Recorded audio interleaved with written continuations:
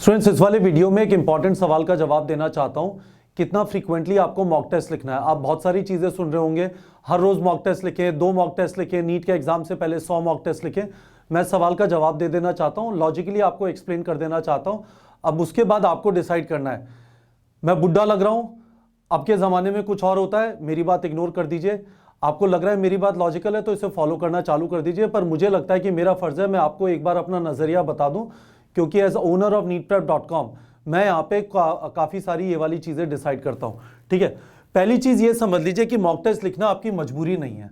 ठीक है, अपने दिमाग में ये चीज़ निकाल दीजिए कि मॉक टेस्ट एक बोझ है, क्यों लिखना पड़ता है, बहुत प्रेशर फील होता है, मज़ा नहीं आता। मॉक टेस्ट जो है ये आपको आइडेंटिफाई करने में हेल्प करता है कि आपके वीक एरियाज क्या है, और आपको बताता है कि आपका करंट प्रिपरेशन लेवल क्या है, कहाँ पे फोकस करना है। इसलिए मेरे हिसाब से नीट जैसा एग्जाम या जेई जैसा एग्जाम या कोई भी जो कंपेटिटिव एग्जाम है जहां पे 3 घंटे की परफॉर्मेंस डिसाइड करेगी कि आप एक गवर्नमेंट मेडिकल कॉलेज में जाएंगे या एक 70 लाख से 1 करोड़ वाले प्राइवेट मेडिकल कॉलेज में जाएंगे, बहुत इंपॉर्टेंट हो जाता है कि एग्जाम वाले दिन से पहले आपकी अच्छी तरह तैयारी हो जाए।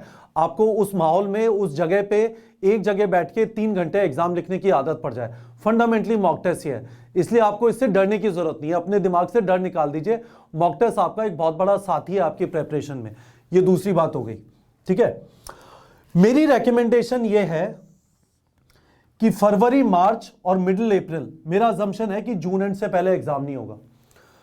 तो फरवरी में 2 हर 15 दिन में एक, मार्च में 2 हर 15 दिन में एक, अप्रैल में 15 अप्रैल तक एक टेस्ट दीजिए, और उसके बाद नीट के एग्जाम तक हर हफ्ते एक एक टेस्ट दे दीजिए। आपका सिलेबस रीजनेबली कंप्लीट हो गया होगा।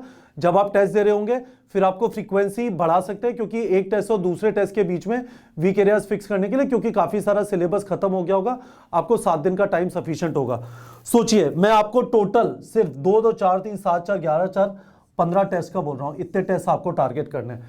अब आपको मेरी बात उलझुल लग रही है तो वो आपको डिसाइड करना है कि आपको क्या करना है। अब मैं इसका लॉजिक दे रहा हूं क्या है। आप ऐसे सोचिए कि आपकी जो तैयारी है एक मॉक टेस्ट से दूसरे मॉक टेस्ट तक होनी है। ठीक है, मॉक टेस्ट से पहले आपका रिवीजन होना है और उसके पहले आपका सिलेबस कंप्लीशन होना है। ठीक है, सिलेबस कंप्लीशन। ये सिलेबस कौन सा है? ये इस मॉक टेस्ट का सिलेबस है। ये जो मॉक टेस्ट का सिलेबस है ना, ये वाला आपका खत्म होना है। ये लिख देते हैं mock test 1, mock test 2, mock test 3। ठीक है, एक बात तो ये समझ लीजिए, आप यदि इस तरह से देखेंगे ना तो 2-2 दिन में मॉक टेस्ट देना आप समझ जाएंगे कि फीजिबल है ही नहीं। ठीक है, ये पहली बात समझ ली। इसके हिसाब से मैंने ये आपको बना के दे दिया। दूसरी चीज आपको ये बात समझ लेनी है कि मॉक टेस्ट जो है वो 3 पर्पस सर्व करता है। मॉक टेस्ट आपकी स्पीड बिल्डअप करता है ना। अल्टीमेटली 180 मिनट है, 180 क्वेश्चन करना है। मॉक टेस्ट के बहाने आपका रिवीजन होता है। ठीक है, ये देखो मैंने यहाँ पे लिखा है रिवीजन। बहुत ज्यादा जरूरी है रिवीजन करना। मैं बार बार बोलता रहूंगा, आपको बहुत सारी चीजें जो neetprep.com पे अब से लेके 2021 के बच्चों के लिए जून एंड तक दिखाई देंगी, इसी रिवीजन के अराउंड दिखाई देंगी।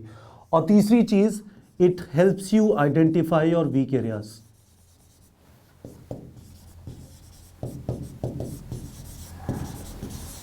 ठीक है, जब आप हर एक 2-2 दिन में टेस्ट लिख रहे हैं तो सिर्फ आप इस वाली चीज पे काम कर रहे हैं, आपको इन दोनों चीजों के लिए टाइम नहीं मिल रहा। प्रॉब्लम यह है, आपको इन दोनों चीजों के लिए टाइम नहीं मिल रहा, और उससे क्या होगा, आपका स्कोर जो है एक जगह पर अटक जाएगा और वो बढ़ेगा नहीं। अभी प्रॉब्लम क्या है, आप में से काफी सारे लोगों ने बहुत सारी टेस्ट सीरीज ज्वाइन कर ली होगी, नीट प्रेप की भी ज्वाइन कर ली होगी, एनटीए अभ्यास के टेस्ट भी अवेलेबल हो गए, और लगता है कि सारी चीज है ना दबा लें, सारी चीज को कंज्यूम कर जाए। और उसमें कुछ बहुत सारे बच्चों की सोच ये भी होती है कि जैसे एनटीए अभ्यास के टेस्ट दूंगा तो कुंजी है, नीट का एग्जाम बिल्कुल वैसा आएगा। पिछले साल का एनटीए अभ्यास का टेस्ट देख लो और जो असली एग्जाम आया था उसको देख लो, आपस में कोई रिश्ता नहीं है, क्योंकि एनटीए ने भी कभी नहीं कहा था कि बेटा सारा पेपर इसमें से आएगा। कुंजी तो है नहीं। ठीक है, तो आप ये बात समझ लीजिए कि आपको इस बात का ध्यान रखना है, आपको ये चीज कर पा रहे हैं और ये दूसरी चीज कर पा रहे हैं। आप जैसे इस हिसाब से सोचेंगे आपको समझ आ जाएगा, इससे ज्यादा टेस्ट लिखना पॉसिबल ही नहीं है, and it is perfectly okay.